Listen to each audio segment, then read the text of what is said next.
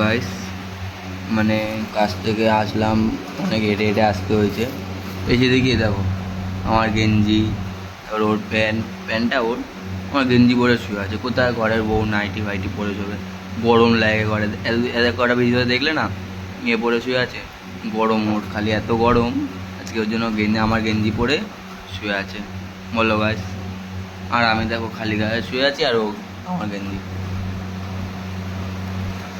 তারপরে কাজের ওখানে একটা দিদির সঙ্গে মানে কথাবার্তা বলেছি, ওকে বললাম যে এরকম কথাবার্তা বলছিলাম, রাগ, কথা শুনে ওর রাগ হয়েছে।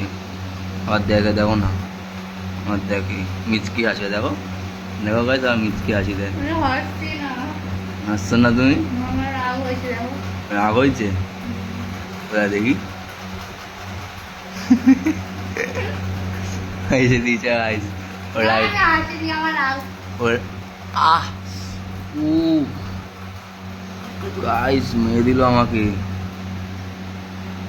ওর হাসে গাইস দেখো। তো গাইস মানে এ ফালতু ফালতু রাগ করে, মানে কোনো কারণ ছাড়া। আমি কোনোদিনও ফালতু রাগ করি না, তোমরা জানো তো।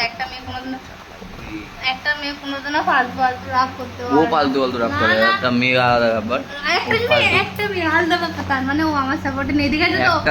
একটা মেয়ে বলেছে, ও তো একটা মেয়ের মধ্যে না।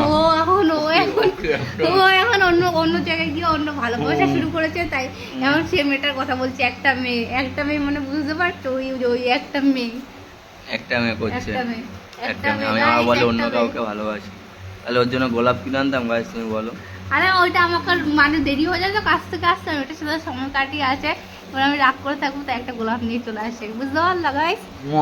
আমি সবই বুঝতে পারছি, তোমার সব বুঝতে পেরেছে, তো গাইস রাগটা ভাঙানো যাক, রাগ হয়ে যাবে আরো রাগ হয়ে গেলে